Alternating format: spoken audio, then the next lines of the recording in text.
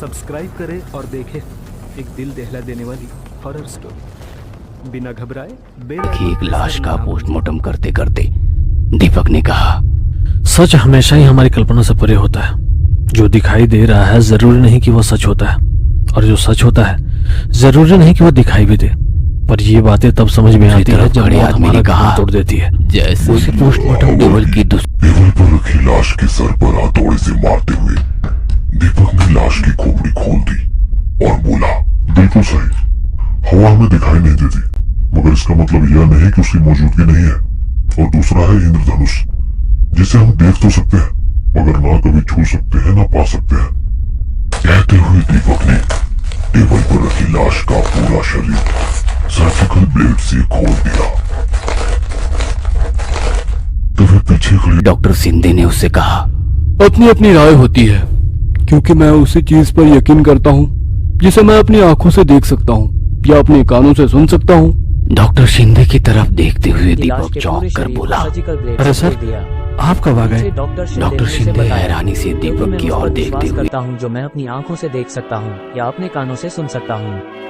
Doctor Shinde ने आश्चर्य से दीपक की ओर देखा। अगर मुझे नहीं देखा था तो ये किसके साथ कर रहा था? यहाँ हम दोनों के अलावा कोई नहीं है। दीपक उसे देखकर मुस्कुराया। दीपक ने लाश के चेहरे को हल्के से कपड़े से बांध दिया। लाश उस व्यक्ति की थी जिससे दीपक बात कर रहा था, और टेबल के दूसरी तरफ देखकर बोला, हो सकता है आपकी आत्मा शांति मिले। डॉक्टर शिंदे ने दीपक की ओर देखते हुए आश्चर्यजनक ढंग से कहा, मुझे दिनेश सर को सूचित करना है कुछ। पिछले 3-4 दिनों से बारिश इस तरह कहर बरपा रही थी मानो आसमान फट गया हो।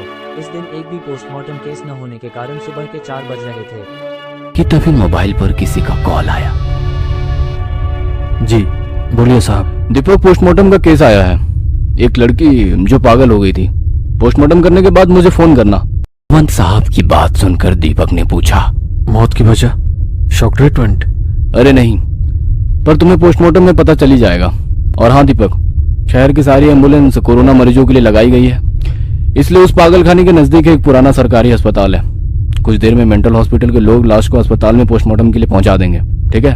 ठीक है सर, पर उस अस्पताल में पोस्टमार्टम की सुविधा है ना? अरे दीपक, शहर का सबसे पुराना पोस्टमार्टम डिपार्टमेंट वही है, इसलिए फिक्र मत करो। काम खत्म होते ही मुझे फोन करना। रेनकोट पहनकर दीपक अपनी बाइक से पोस्टमार्टम करने के लिए निकल पड़ा। अभी भी काफी तेज बारिश हो रही थी। लॉकडाउन की वजह से रास्ता पूरी तरह से सुनसान था। कोई आम इंसान सड़क पर दिखाई नहीं दे रहा था। रास्ते पर खड़े पुलिसकर्मी और सायरन बजाते तेजी से आने जाने वाली एम्बुलेंस, बस यही नजर आ रहा था। कुछ ही देर में सावंत साहब की बताए पते पर दीपक पहुंचा। अस्पताल की इमारत काफी पुरानी थी, पर कुछ मरीजों का अब भी इलाज किया जा रहा था। ऑफिशियल काम खत्म कर अपनी फाइल को रेनकोट में छिपाकर बारिश के पानी से बचाता हुआ वो अस्पताल के पीछे स्थित पोस्टमार्टम कमरे की तरफ अकेले ही चलने लगा। बारिश का मौसम और कोरोना लॉकडाउन की वजह से हॉस्पिटल के पीछे वाले उस पोस्टमार्टम डिपार्टमेंट में इंसान ना के बराबर ही थे। कच्ची सड़क के आसपास कमर तक उगी हरी घास, कुछ झाड़ियों के बीच जर्जर हुआ वो रंग उड़ा कमरा बाहर से ही काफी डरावना लग रहा था। शाम के 4:30 बजने के बावजूद भी काले घने बादलों से घिरा आसमान रात के अंधेरे जैसा महसूस हो रहा था। पोस्टमार्टम कमरे के बाहर रुकते हुए दीपक ने दाईं तरफ खड़ी बरगद के पेड़ को कुछ सेकंड देखता रहा। बाहर की तरफ खुलने वाला दरवाजा खोला, अंदर जाकर दरवाजा बंद कर लिया और अपना रेनकोट वहीं पर लटका दिया।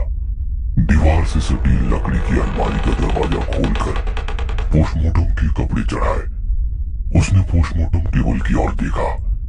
कुछ ही कदमों पर सफेद कपड़े से ढकी एक लाश टेबल के ऊपर रखी थी। अलमारी के पास का बटन शुरू करते ही पोस्टमार्टम टेबल के ऊपर लटक रही ट्यूबलाइट ऑन हो गई।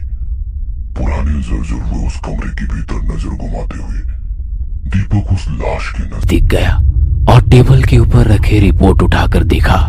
नाम सिमरन, उम्र 24 साल, पता।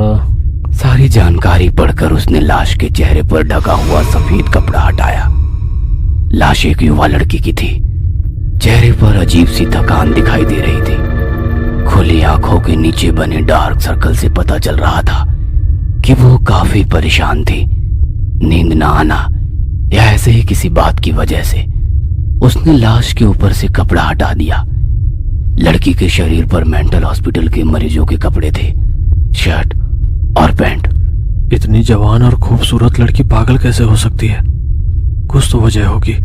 गौर से उसके चेहरे की तरफ देखने लगा, जैसे वो लाश से ही उसके पागल होने की वजह पूछ रहा हो।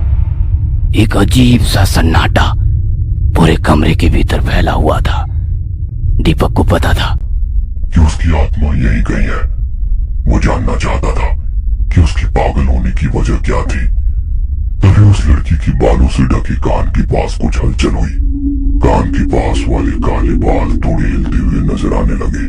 दिल थाम कर दीपक गौर से उस जगह को देखने लगा।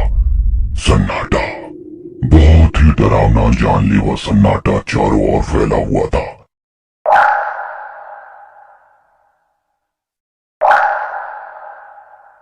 इतना सन्नाटा था कि दीपक को अपने दिल की धड़कन भी साफ साफ सुनाई दे रही थी। दीपक को थोड़ा अजीब लग रहा था। धीरे से अपना हाथ उस लड़की के कान के पास ले जाते हुए बालों को छुआ ही था कि तभी एक मधुमक्खी जैसा कीड़ा उस लड़की के बालों से निकलकर एकदम से दीपक के चेहरे पर झपटा। मधुमक्खी की गुनगुनाती तेज आवाज के साथ काफी देर से फैला हुआ अजीब सा सन्नाटा एक झटके में खत्म हो गया। उस कीड़े को हटाने के लिए दीपक जद्दोजहद करने लगा, पर वो कुछ देर तक धूं धूं आवाज करते हुए दीपक को परेशान करता है और कुछ ही सेकंड में वो कीड़ा उसकी आंखों से ओझल हो गया। दोबारा एक गहरा सन्नाटा उस कमरे के भीतर कायम हो गया। दीपक हैरानी भरी नजरों से दोबारा पोस्टमार्टम टेबल पर रखी लाश की ओर देखा। कुछ तो अजीब है, कहते हुए उस लाश के बाल धीरे से कान के ऊपर से हटाए कि उसे कहीं से वहीं धो धो इस तरह की हल्की सी आवाज आने लगी। उसने पीछे मुड़कर देखा, नजर तो कुछ नहीं आ रहा था, पर धीरे धीरे तेज होती वो आवाज कानों में गूंजने लगी। इतनी तेज आवाज कि दोनों हाथों से अपने कान बंद करते हुए चारों ओर देखा, पर कुछ भी नहीं था और एकदम से आवाज आनी बंद हो गई। नजरें घुमाते हुए धीरे से उसने अपने कानों पर से हाथ हटाए। सन्नाटा, एक जानलेवा सन्नाटा पूरे कमरे के भीतर फैला हुआ था। दीपक अपने डर पर काबू रखते हुए दोबारा टेबल पर रखी लाश के नजदीक गया। लग रहा था वो लड़की अभी भी जीवित है और अभी उठकर बात करने लगेगी। तभी उसकी नजर शव की नाक पर गई। उसके नाक से वही कीड़ा रेंगते हुए बाहर निकलने की कोशिश कर रहा। दीपक ने पोस्टमार्टम के लिए रखा चिमटा उठाया, धीरे से कीड़े को पकड़ते बाहर निकाल कर देखा, जैसे मधुमक्खी की तरह कोई जीव लग रहा था। और तभी एक और कीड़ा उसकी नाक से बाहर रेंगता हुआ निकलने की कोशिश करने लगा। गहरे सन्नाटे में उस कीड़े की धूं धूं ऐसी हल्की आवाज उसके कानों में लगातार गूंजने लगी। हैरान होकर दीपक ने अपने एक हाथ से उस लड़की का मुंह खोला और बड़ी तेजी से उसके मुंह से मधुमक्खी की तरह दिखने वाले हजारों किलो का एक बड़ा सा जत्था बाहर निकलकर कमरे में फैलने लगा। धूं धूं धूं इस तरह की आवाज करते हुए वे कीड़े दीपक के इर्द गिर्द मर्राने लगे। उस घिनौनी डरावनी आवाज से दीपक का सिर मानो फट रहा था। दोनों हाथों से अपने सर के ऊपर मंडराने वाली मक्खियों को हटाते हुए दीपक ने पोस्टमार्टम कमरे का दरवाजा खोला और सन्न रह गया, क्योंकि वहां पर एक भी कीड़ा या मधुमक्खी नहीं थी। सब कुछ बिल्कुल शांत था। अब उस शव के पास जाने में भी उसे डर लग रहा था। पोस्टमार्टम टेबल पर रखी उस लाश की तरफ चलते हुए दीपक धीमी आवाज में बोला, कौन हो तुम और चाहते क्या हो? दीपक अब समझ चुका था कि यह किसी शैतानी आत्मा का काम है और वो इसी कमरे में कहीं पर मौजूद है। अपनी आंख बंद करके वो थोड़ी देर शांत खड़ा रहा और मन ही मन बोलने लगा, मैं जानता हूं तुम यही कहीं पर हो, पर ये नहीं जानता कि तुम चाहती क्या हो, और मैं ये जानकर ही रहूंगा। दीपक दिल थाम कर हर बारीक से बारीक आवाज को सुनने की कोशिश करने लगा। उसके बदन को छूकर जाने वाली हवा की झोंके को महसूस करने की कोशिश करने लगा। आवाज आ रही थी, मगर हल्की सी बारिश की आवाज, पेड़ों से पत्तों के ऊपर से टपकती बूंदों की आवाज, बाकी बिल्कुल सन्नाटा पसरा था। तभी दीपक के कानों पर एक अजीब सी आवाज पड़ी। वो आवाज कमरे के भीतर फैले उस खौफनाक सन्नाटे में बहुत ही डरावनी लग रही थी। जिस तरह से कोई पेड़ की सूखी लकड़ी अपने हाथ से तोड़ रहा हो, वैसी आवाज, साथ ही दर्द से कराने वाली लड़की की आवाज। दीपक ने झट से अपनी आंखें खोली। उसने नीचे पोस्टमार्टम टेबल पर देखा। वो सन्न रह गया क्योंकि अब लड़की की लाश पोस्टमार्टम टेबल पर नहीं थी। ये क्या हो रहा है? गहरे सन्नाटे में डरा सहमा दीपक एक एक कदम आगे बढ़ने लगा। उसकी नजरें कमरे में चारों ओर उस लाश को ढूंढ रही थी। लाइट बंद चालू होने के कारण कभी उजाला तो कभी 2 सेकंड अंधेरा उस कमरे में फैल रहा था। वह धीरे धीरे आगे बढ़ने लगा। तभी पोस्टमार्टम टेबल की दूसरी तरफ जमीन पर उस लड़की का सिर का हिस्सा दिखाई दिया। हिम्मत जुटाकर धीरे धीरे दीपक आगे कदम बढ़ाने लगा, पर उसके चेहरे पर डर साफ झलक रहा था और जमीन पर पड़े उस लड़की का पूरा शरीर दिखाई दिया। उसके हाथ पैर किसी ने पूरी तरह से मरोड़ दिए थे। शरीर का हिस्सा बाईं तरफ और गर्दन दाईं तरफ पूरी तरीके से घूमी हुई थी। वो डरावना दृश्य देखकर दीपक सिर से पांव तक सिहर गया। ये कोई साधारण आत्मा नहीं है। शायद ये लड़की पागल नहीं बल्कि किसी शैतान के कब्जे में थी। मरने के बाद लड़की की आत्मा शरीर से मुक्त हो गई, पर उस शैतान ने अभी भी इसके शरीर को जकड़ रखा है। दीपक ने हिम्मत करके उस लड़की के शरीर को अपने दोनों हाथों से उठाया और दोबारा से उस टेबल पर रख दिया। पोस्टमार्टम टेबल के ऊपर लगातार बंद शुरू होने वाली ट्यूब पर जोर से दे हाथ मारा और ट्यूब चालू हो गई। सर्जिकल ब्लेड उठाते हुए दीपक ने उस लड़की के चेहरे की तरफ देखते हुए कहा, मुझे पता है तुमने इस लड़की के शरीर पर अपना कब्जा कर रखा है और तुम्हारा पोस्टमार्टम हो जाए ये तुम बिल्कुल नहीं चाहते, क्योंकि तुम्हें फिर एक नई लड़की का शरीर ढूंढना होगा। पर मैं इस शरीर के साथ तुम्हारी आत्मा को भी मुक्त कर दूंगा। उसके चेहरे की तरफ देखते हुए सर्जिकल ब्लेड को 2-3 बार गोल घुमाया।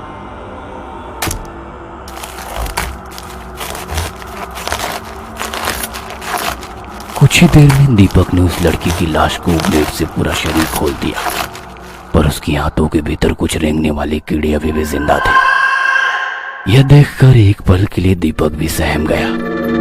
लड़की के चेहरे की तरफ देखते हुए बोला, अगर ये बात सर को पता चलेगा तो वो विश्वास नहीं करेंगे। कुछ ही देर में पोस्टमार्टम पूरा कर दिया। पूरा शरीर सफेद कपड़े में लपेट दिया और चेहरा ढकने से पहले दोबारा उस लाश की आंखों में देखते हुए बोला, मैंने तुमसे कहा था ना, इस शरीर के साथ साथ तुम्हारी शैतानी आत्मा को भी खत्म कर दूंगा। चलो तुम्हारी आत्मा को शांति मिले। और उस लाश का चेहरा ढकते हुए अच्छे से बांध दिया। काम खत्म होते ही मुझे फोन पहले करना। विनय सर को इन्फॉर्म करते हैं। कि तभी दोबारा लाइट बंद शुरू होने लगी। अंधेरे के साथ उजाला लुका छुपी खेल रहा था। दीपक लाइट के बटन की ओर चलने लगा। दीपक कान पर फोन लगाकर विनय सर को कॉल करता है और हाथ से लाइट बारते हुए कॉल किया। अरे दीपक, कहाँ हो? कब से फोन ट्राई कर रहा हूँ। माफ कीजिए सर, मोबाइल साइलेंट मोड पर था। ठीक है, कोई बात नहीं। दीपक, मुझे डॉक्टर शिंदे ने बताया कि तुम सच में आत्माओं से बातें करते हो। दीपक ने हल्का मुस्कुराकर कहा, हाँ शायद।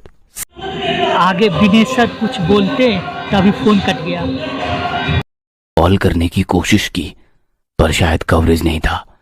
तभी कमरे के भीतर फैले खौफनाक सन्नाटे से दोबारा वही डरावनी आवाज आने लगी। आवाज सूखी लकड़ियों की तरह, इंसानी जिस्म की हड्डियां तोड़ने की आवाज। तभी दीपक के पीछे अंधेरे में उस पोस्टमार्टम टेबल पर सफेद कपड़े में लिपटी लाश में कुछ हलचल होने लगी। हैरानी भरी नजरों से उसने पीछे मुड़कर देखा और उसके चेहरे का रंग उड़ गया। पोस्टमार्टम टेबल पर उस लाश के भीतर कुछ हलचल हो रही थी।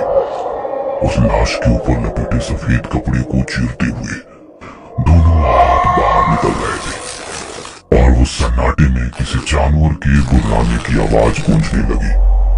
दीपक अपने डर पर काबू रखते हुए सामने हो रही वो हलचल को गौर से देखने लगा। तभी लाइट शुरू हो गई और दीपक ने देखा कि सफेद कपड़े से बाहर निकले सड़े हाथों के ऊपर का मांस हड्डियों के सहारे लटक रहा था। मरोड़ते हुए वे दोनों हाथ और लाश के चेहरे पर बंधे कपड़े पर घूमने लगे। वो नजारा दीपक के लिए दिल दहला देने वाला था। उसकी नजरें लाश पर ही टिकी थी, पर वो बिना आवाज किए एक एक कदम पीछे चलने लगा और फिर टेबल पर रखी लाश के सड़े गले हाथ चेहरे के ऊपर बंधे कपड़े को फाड़ने लगे। तभी टेबल के ऊपर की ट्यूब फट गई और पूरे कमरे में धुंधला सा अंधेरा छा गया। उस कमरे में फैले गहरे सन्नाटे में कपड़े को फाड़ने की आवाज गूंज उठी और फिर सब कुछ जैसे शांत हो गया। अपने कांपते हाथों से उसने मोबाइल का टॉर्च शुरू करते हुए रोशनी पोस्टमार्टम टेबल की तरफ डाली और डर के मारे उसकी धड़कन ही रुक गई। पोस्टमार्टम टेबल पर वो लाश नहीं थी, टेबल खाली था। आवाज आ रही थी तो किसी की घर घर करती सांसों की। अब वहां रुकना मतलब अपनी मौत को दावत देने के बराबर था, क्योंकि वो शैतानी आत्मा थी, मासूम लोगों को मारकर उनके शरीर पर कब्जा करने वाली शैतानी आत्मा। बाहर निकलने के लिए दीपक झट से दरवाजे की तरफ मुड़ा। वो दरवाजा खोलने ही वाला था कि पोस्टमार्टम कमरे के बाहर खड़े बरगद के पेड़ की बड़ी सी टहनी टूटकर दरवाजे के सामने ही गिर गई। उसका बाहर जाने का रास्ता ही बंद हो गया। अब वो चाहकर भी दरवाजा नहीं खोल सकता था। उसने अपने फोन से दिनेश सर को कॉल किया। झट से खींचते हुए दीवार पर दे मारा। दीपक अब पूरी तरह से बेबस था। रात होने लगी। दीपक जोर जोर से दरवाजा पीटने लगा, पर अस्पताल के काफी पीछे बने उस पोस्टमार्टम कमरे के आसपास कोई नहीं था। तभी उसे पीछे से एक अजीब सी घसीटने की आवाज आने लगी, पर अंधेरा होने के कारण कुछ साफ नजर नहीं आ रहा था। पर उसे पता था कि वो शैतानी आत्मा यहीं कहीं मौजूद है। डरी सहमी आवाज में उसने कहा, आखिर तुम चाहते क्या हो? दीपक चारों ओर फैले अंधेरे में अपनी डरी सहमी नजरें घुमाते हुए देखने लगा। तभी एक खौफनाक हंसी उसके कानों में गूंजती हुई सुनाई देने लगी और साथ डरावनी आवाज से उसका दिल दहल गया। हजारों मधुमक्खियों का छाता उसके ऊपर झपट पड़ा और उस अंधेरे में धूं धूं इस तरह की आवाज गूंजती रही। अगले दिन आंखें खोली तो वह हॉस्पिटल के बेड पर था। ईसीजी मशीन की बीप सुनाई दे रही थी। बाकी सब कुछ शांत था, ना कोई डरावनी आवाज, ना किसी की आहट। पास ही एक नर्स उसकी ग्लूकोज की बोतल देखकर चली गई। दीपक, अब कैसा लग रहा है? दिनेश सर उसके सामने बैठा हुआ था। पकड़कर वे रोते हुए बोले, दीपक, मुझे डॉक्टर शिंदे ने बताया कि तुम सच में आत्माओं से बातें करते हो। उसे पूरा यकीन था। वैसे मैं भूत प्रेत इन सब पर यकीन नहीं करता, क्योंकि मैं यकीन करना ही नहीं चाहता। कुछ साल पहले मेरी बेटी के शरीर पर एक शैतानी आत्मा ने कब्जा कर लिया। हमने कई साइकिट्रिस्ट को दिखाया, पर कोई फायदा नहीं हुआ। उसका पागलपन हद से ज्यादा बढ़ने लगा। रात भर जागती रही। अगर नींद आती तो जोर जोर से चीखती हुई उठती। घर में रेंगने वाले कॉकरोच, जमीन पर पेड़ों पर रेंगने वाले कीड़े मकोड़े मक्खियों को वो बेझिझक खा जाती। फिर उसे पागल खाने में दाखिल करना पड़ा। वहां एक दूसरी पागल महिला उस पर हमला कर उसके हाथ का मांस नोच लिया था, पर 1 महीने बाद उसकी मौत हो गई। लेकिन जब पोस्टमार्टम रिपोर्ट आई तो पता चला कि उसकी मौत 1 महीने पहले ही हो गई थी। जिस कमरे में तुम थे ना, वहीं उसका पोस्टमार्टम हुआ था। वहां काम करने वाले लोग कहते हैं कि सिमरन के पोस्टमार्टम के बाद उस जगह अजीब सी घटनाएं होने लगी। तब से वो डिपार्टमेंट बंद कर दिया गया। मुझे माफ करना, क्योंकि मैंने तुमसे झूठ बोलकर वहां भेजा था, क्योंकि तुम आत्माओं से बात करते हो। मैं सिर्फ इतना जानना चाहता हूं कि सालों पहले मर चुकी मेरी बेटी की आत्मा क्या मुक्त हो गई है? क्या वो शैतानी आत्मा अब भी वहीं पर है? दीपक ने उनके किसी भी सवाल का जवाब नहीं दिया। शायद वो गुस्से में था।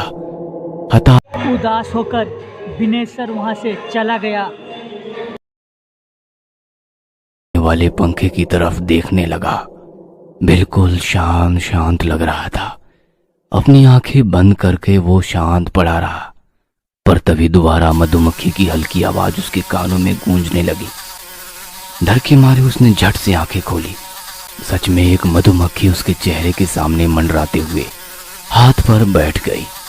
कुछ सेकंड दीपक की डरी सहमी नजरें उसी पर टिकी हुई थी। अगले ने पल झट से उसे पकड़कर उसे गौर से देखा और धीरे से अपने मुंह में डाल दिया।